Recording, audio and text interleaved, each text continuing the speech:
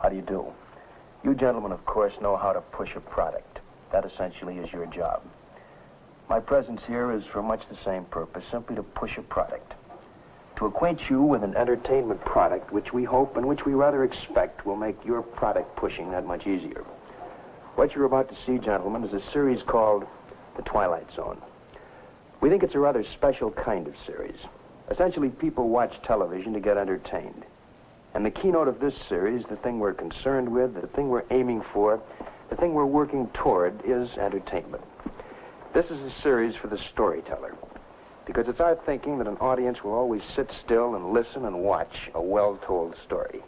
And now that I've immodestly gone on record predicting the high quality of this series, let me very briefly show you what we mean by a special kind of series. You know, writers in general are notoriously bad verbal tellers of stories. We do much, much better behind a typewriter. So I hope you'll bear with me while I tell you about a few stories that happen to be the first ones we're shooting in our current production cycle.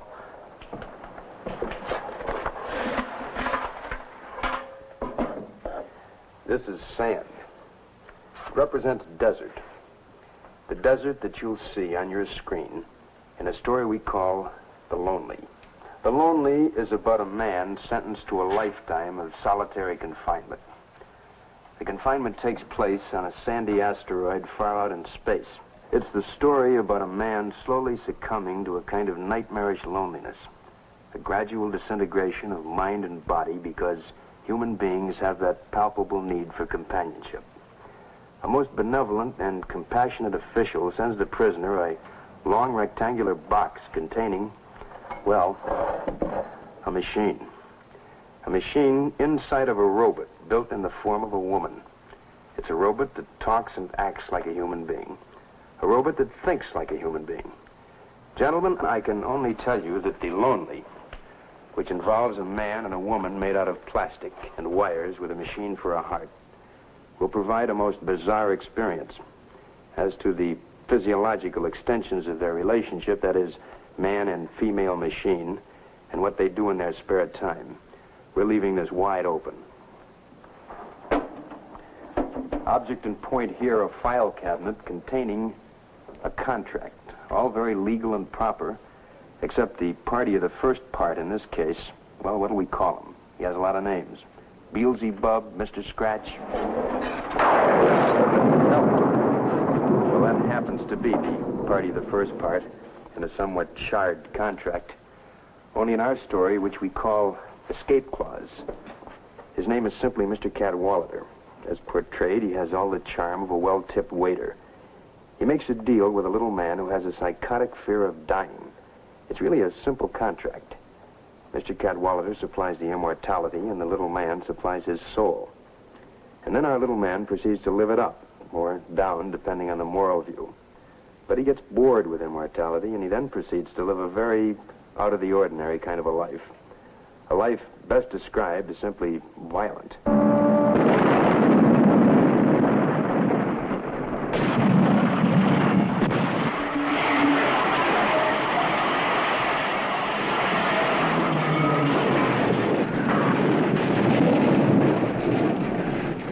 He was so bored with constantly being the only survivor. So he now turns to homicide, happily aware that while a jury may convict him, there isn't a single legal modus operandi that the state can use to put him away. A gas chamber? Impossible. They can't kill him. Hanging, electrocution, none of these things are operative on our little friend. He's immortal. But what happens, and we'd be most appreciative if you wouldn't tell this to your friends, is that a very good lawyer pleads his case and gets him life imprisonment.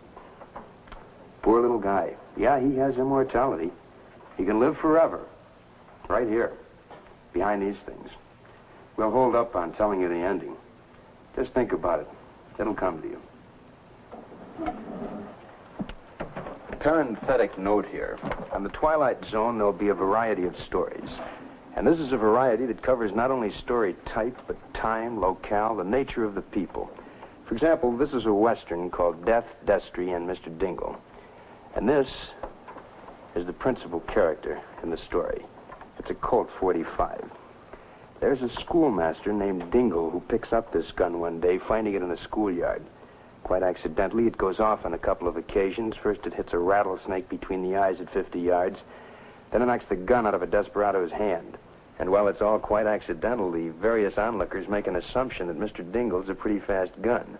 And they start to build not only a reputation for this spindly little dude, but also almost a reverent tradition. And as in the classic Western mold, every top gun in and out of the territory converge on the town, ready to invite Mr. Dingle, poor little Mr. Dingle, who really doesn't know how to use a gun, to a showdown. So, Mr. Dingle buys himself a little vial full of liquid, and it's simply out of this world, because it comes with a money-back guarantee, simply that it will make him the fastest gun in the West for 15 seconds. It's this vial he carries into a saloon one night, ready to meet at gunpoint a gentleman called Dirty Dan Destry, a fast gun in his own right. So fast he makes Hugh O'Brien look like Charles Coburn. But when the two men face one another and Mr. Dingle drinks his liquid with the money-back guarantee, he suddenly sees in the hand of his opponent a very familiar vial, identical with his own. I won't tell you the ending, except that it's reasonably happy, if unexpected. I hope I haven't done these stories an injustice, because they'll be much better told by actors in front of a camera, as you'll soon note in the picture you're about to see. All I can tell you is that we think the Twilight Zone is pretty unique. We think it'll be much talked about, and we think it'll also be enjoyed. We think it's the kind of a show that will put people on the edge of their seats, but only for that 1/2 an hour. We fully expect they'll go to the stores on the following day and buy your products. We think it's that kind of a show. So now the ham walks off to allow the real object and point to entertain you. The pilot show of your series. Earl Holliman, James Gregory, starring in Where Is Everybody? So, gentlemen, please sit back and take your first trip into the Twilight Zone.